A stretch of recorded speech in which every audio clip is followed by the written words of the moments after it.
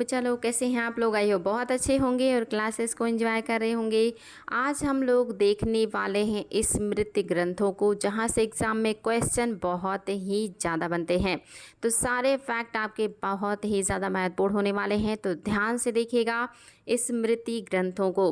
आपका आज का पहला पॉइंट है, स्मृति ग्रंथ की विषय वस्तु धर्म सूत्र पर आधारित है। धर्म सूत्रों में वर्णित सामाजिक, आर्थिक, धार्मिक, राजनीतिक तथा न्यायिक विधान आदि का व्यापक विस्तार स्मृति ग्रंथ में मिलता है। याद रखिएगा, स्मृति ग्रंथ में किसका विस्तार मिलता है? तो ये धर्म सूत्रों में जो वर्णित विषय हैं उनका विस्तार मिलता है। साथ ही आप देखेंगे स्मृतियाँ महत्वपूर्ण कितनी हैं और उनका क्रम आप लोगों के सामने है। साथ ही टाइम पीरियड भी, मनुस्मृति का टाइम पीरियड 200 BC से 200 AD तक है। याज्ञवल्क्य स्मृति का टाइम पीरियड 100 AD से 300 AD तक है। नारद स्मृति का टाइम पीरियड 300 AD से 400 AD तक है। बृहस्पति स्मृति का टाइम पीरियड 300 AD से 500 AD तक है। पराशर स्मृति का जो टाइम पीरियड है ये 300 AD से 500 AD तक इसका भी है। कात्यायन स्मृति का टाइम पीरियड 400 AD से 600 AD है। देवल स्मृति का टाइम पीरियड देख लीजिए 600 AD से 1200 AD है। तो सबसे प्राचीन स्मृति ग्रंथ पूछेगा तो मनुस्मृति है, और सबसे नवीन मतलब जो है स्मृति पूछेगा तो देवल स्मृति है। साथ ही इनका क्रम भी आयोग ने पूछा हुआ है, तो क्रम भी याद रखिएगा स्मृतियों का कि सबसे पहले कौन होगा, उसके बाद और उसके बाद। तो ये सारे फैक्ट आपके लिए इम्पॉर्टेंट है, इनको बार बार रिविज़न कीजिएगा। नेक्स्ट पॉइंट है, मनुस्मृति ग्रंथ सबसे प्राचीन व सर्वाधिक महत्वपूर्ण मानी जाती है। इन सभी ग्रंथों में सबसे प्राचीन जो स्मृति ग्रंथ है वो है मनुस्मृति, साथ ही सबसे ज़्यादा महत्वपूर्ण भी है। क्यों है सबसे ज़्यादा महत्वपूर्ण, ये भी जानते हैं आप सभी लोग। इसकी रचना मूलतः कब हुआ है? मौर्योत्तर काल में, शुंग काल के शासनकाल के दौरान हुआ है। मौर्योत्तर काल में किस काल के समय हुआ है? शुंग शासन के दरमियान। शुंग शासकों का शासन आप लोग जानते हैं, शुंग, कण्व, सातवाहन, ये सब ब्राह्मण वंश के शासकों का शासनकाल है। तो शुंग वंश के टाइम पीरियड में ही ये स्मृति ग्रंथ लिखा गया है, जिसे कहा गया है मनुस्मृति। याद रखिएगा, सबसे प्राचीन स्मृति ग्रंथ की सभी प्राचीन स्मृति ग्रंथ की भाषा लौकिक संस्कृत और शैली जो है वो पद्यात्मक है। याद रखिएगा, जो भी आपके प्राचीन स्मृति ग्रंथ हैं वो लौकिक संस्कृत में लिखे गए हैं। साथ ही जो शैली है वो पद्यात्मक है, यानी कि गा गा करके उसको पढ़ा जाएगा। तो याद रखेंगे बच्चा लोग। महत्वपूर्ण क्यों है? क्योंकि प्राचीन हिंदू कानून मनुस्मृति की ही मूल विषय वस्तु है। मनुस्मृति को ही हम लोग अपना प्राचीन हिंदू कानून की पुस्तक मानते थे, विधि का पुस्तक मानते थे। याद रखिएगा, महत्वपूर्ण है। अंग्रेजी में पहली बार इसका अनुवाद किसने किया है? ये क्वेश्चन आया हुआ है। तो देखिए 1776 ईस्वी में हुआ है, और किस नाम से हुआ है? A code of Gentoo laws के नाम से हुआ है। किया किसने है? विलियम हेलहेक ने। तीनों आया है, कब हुआ है, किसने किया है, किस नाम से इसका इंग्लिश में अनुवाद किया हुआ है। महत्वपूर्ण फैक्ट है, याद रखिएगा।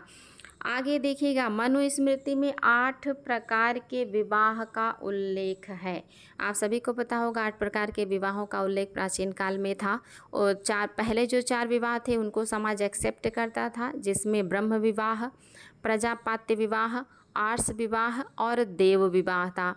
इसके बाद जो 4 विवाह थे, गंधर्व विवाह, राक्षस विवाह, असुर विवाह, पैशाच विवाह, इसे समाज एक्सेप्ट नहीं करता था। तो इन 8 प्रकार के विवाहों का उल्लेख मनुस्मृति में है।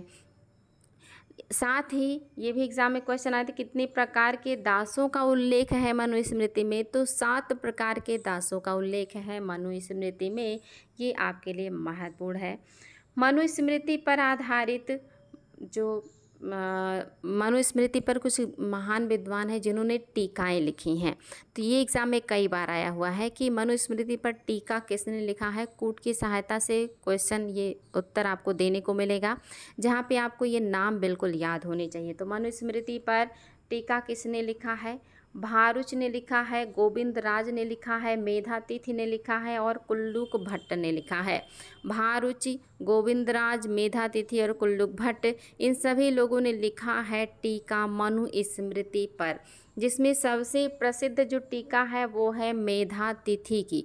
मेधातिथि की टीका सबसे ज़्यादा महत्वपूर्ण है। हालांकि लिखा है 4 लोगों ने, इन चारों लोगों का नाम आप लोगों को बिल्कुल याद होना चाहिए, भारुच, गोविंदराज, मेधातिथि और कुल्लूक भट्ट।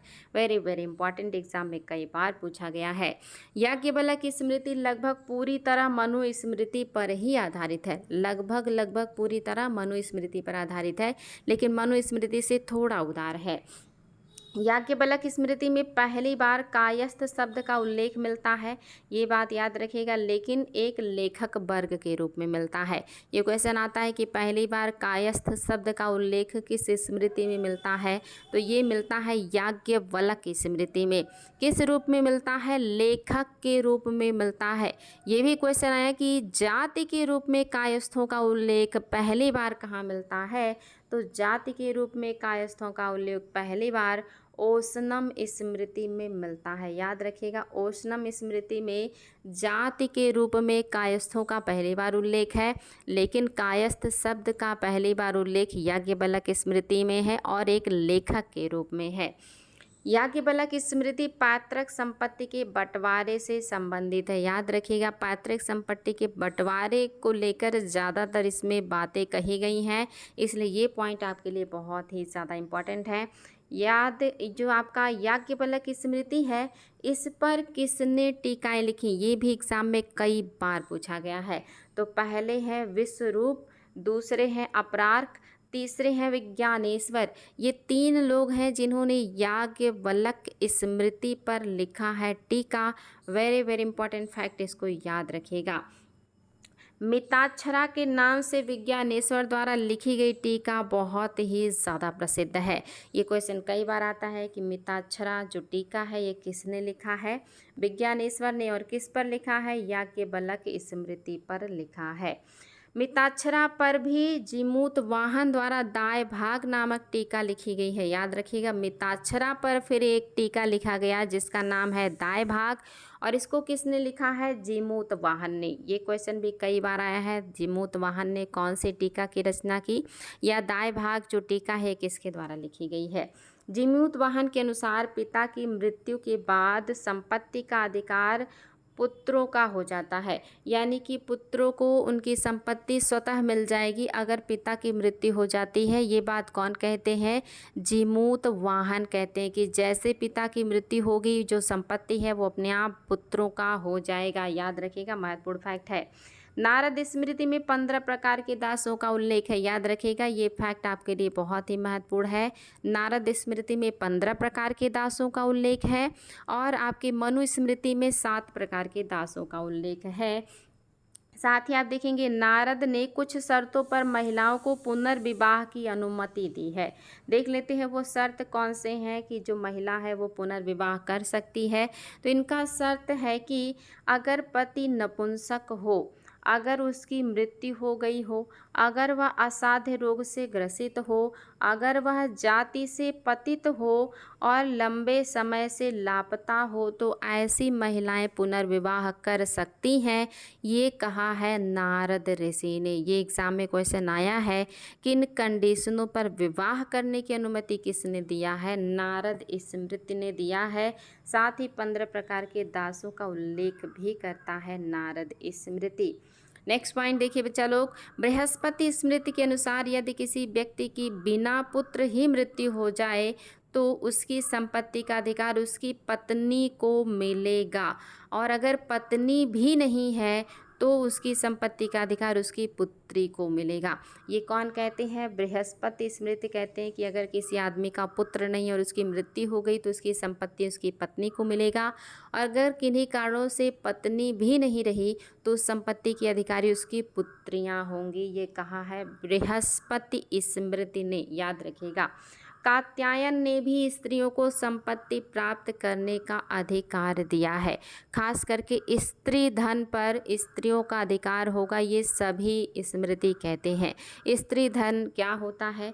जो विवाह के समय मायके से और उनके नाते रिश्तेदारों से उनको तरह तरह के जेवर गहने दिए जाते हैं, वो स्त्री धन माना जाता है, जिस पर स्त्रियों का अधिकार होता है। पराशर स्मृति में कृषि ब्राह्मण का व्यवसाय बताया गया है, बशर्ते वह स्वयं खेती ना करे। याद रखिएगा, क्वेश्चन आ चुका है कि ब्राह्मणों को कृषि करने का अधिकार किसने दिया है? तो ये दिया है पराशर स्मृति ने, लेकिन शर्त क्या है कि वो स्वयं खेती नहीं करेंगे। पराशर स्मृति में वैश्यों का सामान्य व्यवसाय कुसीद वृत्त बताया गया। कुसीद वृत्त का मतलब है सूद पर उधार देना बताया गया है, यानी कि जो वैश्य हैं ये सूद पर पैसे उधार देते हैं, ये इनका व्यवसाय है। ये किसने कहा है? ये कहा है पराशर स्मृति ने। साथ ही इन्होंने ही कहा कि जो ब्राह्मण है वो कृषि काम कर सकते हैं विपरीत परिस्थितियों में, लेकिन स्वयं नहीं करेंगे, यानी कि किसी के काम से वो इनकम प्राप्त कर सकते हैं लेकिन दूसरों की मदद से। तो याद रखिएगा, ये सारे महत्वपूर्ण फैक्ट हैं जो एग्ज़ाम में बार बार यहाँ से क्वेश्चन बनते हैं और आप लोगों को ये सारे पॉइंट बिल्कुल याद होने चाहिए। मैंने ये सारे पॉइंट बहुत चुन चुन करके कलेक्ट किए हैं जो एग्ज़ाम में बार बार पूछे जाते हैं स्मृतियों से। तो ये आपके लिए काफ़ी महत्वपूर्ण क्लास है और आप लोग इसका रिवीजन करते रहिएगा। आप लोगों को यहाँ से निश्चित ही बहुत सारे प्रश्न एग्ज़ाम में देखने को मिलेंगे। तो आज के लिए इतना ही। उम्मीद है कि ये शानदार जो प्रयास है आप लोगों को अच्छा लग रहा होगा। अगर अच्छा लग रहा है तो कमेंट बॉक्स में ज़रूर लिखें। इससे हमें थोड़ा ऊर्जा, थोड़ी एनर्जी मिलती है और इससे और भी मेहनत करने के लिए हम मोटिवेट होते हैं। तो आज के लिए इतना ही बच्चा लोग। हम लोग फिर ऐसे ही शानदार तथ्यों के साथ मिलेंगे। Thank you so much.